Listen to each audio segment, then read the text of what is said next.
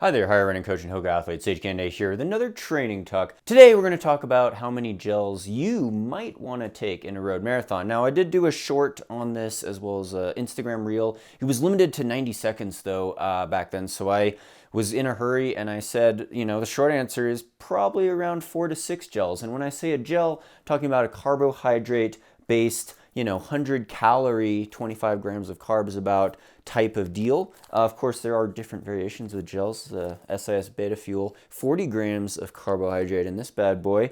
But for most people to get through a marathon, 26.2 miles, 42.2K on a flattish road course, this is important because climbing extra hills adds to the work output, as well as something at sea level in normal weather conditions, we'll say. Extreme weather conditions also could throw things off, mainly with how much you might want to drink. More on that later. But in terms of taking concentrated carbohydrate sources, 4 to 6 is a good round number for most people, regardless of what your finishing time is. Now, there are some individual differences, obviously, that I want to address in this talk and get more into the nuances of it with different individual strategies and what might work. But this kind of goes back to my training talks I did in the last couple of weeks about going by distance rather than just going by time, because it's a matter of work output. And the idea is that if you're running a road marathon, you have to cover this distance. And a lot of people, regardless of what pace they're going, they will hit the wall. And when I say hit the wall, I'll define that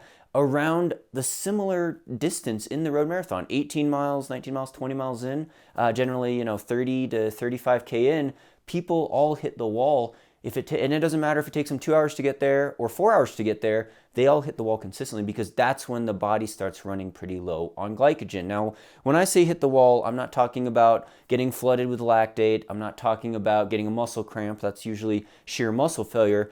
But it's rather the idea that your glycogen stores have been drained so much that your body, your brain especially, is screaming at you and says, hey, legs, we don't like doing this. What are you doing? We want to shut you down. So your legs turn to cement, your muscles turn to cement, and then you keep pushing right try to push through the wall in that last 10K of the marathon. Well, too bad. Your brain's screaming at you because it loves the sugar. It wants to be fueled with the sweetness, the goodness, sweetness. But you're getting tapped out and you could go hypoglycemic, low blood sugar. You're going to start being in a lot of pain. It's very painful when you hit the wall, right? So drastically slow down. You're getting very painful. Some of this could be masked with dehydration, but that's a separate issue. So low glycogen store warning. The brain is screaming at the body. You push hard enough, you're going to start seeing stars. Maybe you're hallucinating. You have an overwhelming desire to want to quit. Not just you question whether or not you're going to make the finish line of this marathon, or it happens in ultramarathons a lot too. So you're getting dizzy maybe, right? So that's what I call hitting the wall. Low blood sugar. You're really running low on glycogen. Maybe if you take a couple gels at a time, you could kind of regroup, but maybe you get reduced to a walk. I've hit the wall so hard, I've gone from running 520 per mile pace, 320 per mile pace, down to walking the New York City Marathon. I walked into Central Park with like a 10-minute mile split after running 520 miles a couple miles prior. So, you push yourself to your limit, you're probably going to hit a wall at some point in a marathon. If you didn't, you went out too slow. But if you don't take gels at all, you're probably also not going to get to your full potential in the marathon. And it's more likely that you will hit the wall a little earlier and a little harder. And the ideal marathon is we scrape up against the wall. But in order to do that, we still have to pace ourselves. We have to run to our training and our genetics, basically. But taking in some carbohydrates during the race is going to help level that off, spare the glycogen stores, so to speak. And for most people, that's going to be at least 4 gels, if not 6 maybe. But it also depends on what you're drinking. Now, that's an important point because a lot of marathon races, I just did Houston, I've done New York, a lot of the majors, they'll have an aid station pretty frequently, every other mile, every 3 or 4K, maybe every 5K if you're lucky. Big city marathons, they're still going with cups. Maybe it's a cupless race, maybe you carry your own little 200 milliliter, 250 milliliter flexible cup with you. But if you're refilling with a carbohydrate-based energy drink, like Gatorade, for example, or whatever the race is sponsored, maybe it's UCAN, I don't know, but you're getting in extra carbs through a beverage. And you should be drinking anyway to stay hydrated. So, sips of plain water maybe to wash down these sweet gels, but then also carb-based types of drinks. Some people even carry a handheld. I've coached people that run Boston qualifying times carrying a handheld like you would in an ultra. Some people wear vests. Sometimes vests aren't allowed in marathons, but drink often, drink early is the saying, as well as taking the gels on a regular time schedule is a real thing. And I said, every maybe 4 to 5 miles, every 7 to 8K for a lot of people, that's the kind of work output on a flat road near sea level at marathon pace that you'll need to try to manage your blood sugar levels and your glycogen stores so you could hold on to at least a more even pace and scrape up against the wall in that last 10K of a marathon, which is so critical. But I know people are going to argue, oh, I need to take a gel every 20 minutes or every 30 minutes. A lot of the exercise science studies are based on time, and the gel companies will push, you should take a gel every 30 to 40 minutes, maybe 10 minutes before the start. Now, taking one before the start's actually a good idea as well. So maybe you need to carry an extra stash, but I do it more on the distance, every 4 to 5 miles. And if it takes you a longer time, if you're doing a 5-hour marathon versus someone doing a 3-hour marathon, it's a sliding scale with what relative intensity you're going, what kind of power you're generating. And a good example of that actually is if we look at Kipchoge, right? The greatest marathon runner of all time so far, when he did the Breaking 2 project, the sub 2 159 attempt on the road, it was a closed course, but he had, the bike assistance. And if you look at it, he's sponsored by Morton. And I think he was probably drinking the carb drink mix, hydrogel. We don't know the exact numbers. I'm not sure if they were ever disclosed, but we knew his bike was handing him a bottle of probably carb-rich fluid from Martin every 5K. Now, at that pace, Kipchoge was actually running a little faster than my 5K PR pace, like 14-minute 5Ks, right? My PR is like 14:29. He was basically splitting the 14:20, maybe a little faster, for every 5K split. So he's taking a sip of carbs. I'm not sure if it was 15 grams of carbs or 25 grams of carbs, which would be a solid one pouch of Morton here, this 100-calorie, 25 grams of carbs. But he was doing that at a frequency of every 14 minutes. Now he's running a sub 2-hour race, 1:59, right? So if you're running a slower marathon, and I'm quite a bit slower, I ran 2:16, would I take a gel every 14 minutes during my race? No, because I don't want to carry that many, first of all. But when I did run my PR of 2:16, I actually took 4 of these bad boys, Goo Triberry Roctane. This was a long time ago, and I was running for Hanson's Brooks. We had these short pockets where I could put 2 goos in each side pocket on the back of my hips, kind of on the glute med area, and it wouldn't bounce around too much.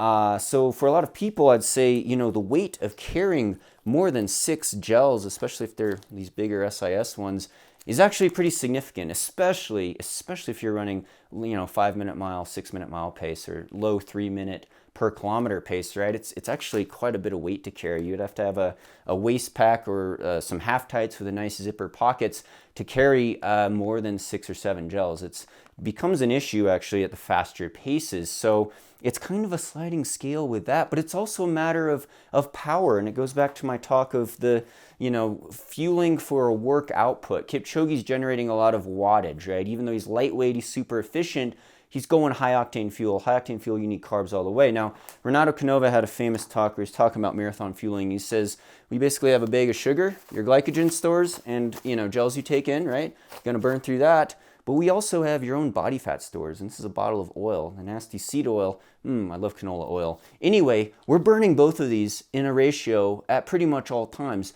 The higher intensity, the more we prefer the sugars and the carbs. But for most people at marathon pace, they're only zone 2, zone 3, not really even going into zone 4, especially if you're running a 4 or 5 hour race. You're probably on the lower end of your max heart rate, right? You can't hold over 90% max heart rate for all these hours at a time, right? Only Kipchoge maybe got close to 90, 92% max heart rate, but he's doing for less than 2 hours. So he's all sugar, he's high octane.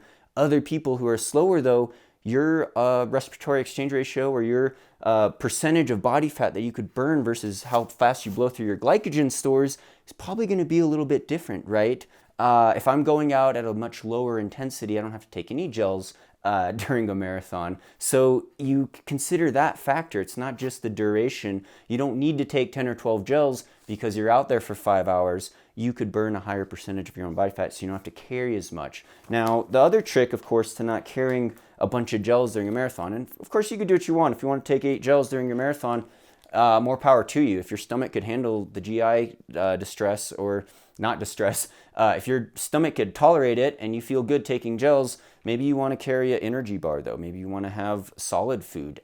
In ultras, that's a very common thing actually, to have, big aid station stops, big packs on, we're eating potato chips, all sorts of stuff. So the intensity changes with the power output relative to your max heart rate, your experience level, your own body weight, your own fitness level. There's huge variation, I'll admit to that. But the important point is, not only can we get carbohydrate sources from these compact gels, which are very convenient and easier to digest, we could also be getting it through the drink sources. And I go back to when I ran my marathon PR, San Diego Rock and Roll, 2011. I took 4 goos, not very much, right, for a 2:16 marathon.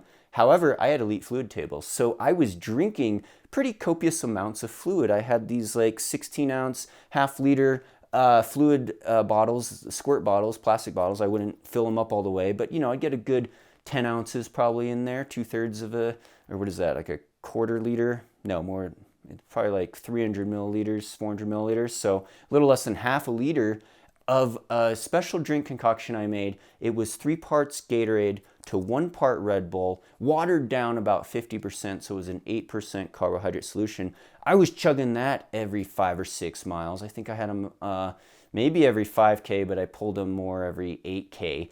Every 5 miles, I was drinking quite a bit of that. So I was getting in more than just the carbohydrates in the goos. And I probably took one before the start of the race as well, 10 minutes before. So amped up, I carbo-loaded the days before. Glycogen stores were to the limit, they're topped off. And through marathon training, you get better at storing glycogen as well as sparing glycogen, because we're always burning some element of body fat as well, even at these relatively sub-maximal intensities, right below the lactate threshold. It's not like racing a 5K all out, but again, it's a marathon, it's longer, so you have to take in extra fuel sources if you want to pull out those high power numbers and reach your full potential in the sport. So that's my long rant training talk on how many gels you should probably take during a road marathon. Let me know in the comments below what you think, what's your strategy, what kind of gels you like. I do more gel battles, gel reviews, totally unsponsored. I have no skin in the game with these gel companies anymore. I'm a free agent, so I've been taking a variety, experimenting around, but we're all an experiment of one, so we like to have our individual differences as well in the marathon. Hope you found this training talk informative. Thank you so much for all your support on here. Like and subscribe to these videos, helps me out a lot. More training talks coming your way, as well as training vlogs, stuff you guys want to hear about. Hope your training's going well. Thanks to title sponsor Hoka, keeping the dream alive. This year, got the Boston Marathon coming up. Thanks to the Patreon supporters for keeping this channel alive. Really appreciate it. Check out our training plans at higherrunning.com. It's any service, any distance. Check out Coach Sandy's channel as well. Thanks for your support, and stay tuned for more VO2 Max Productions.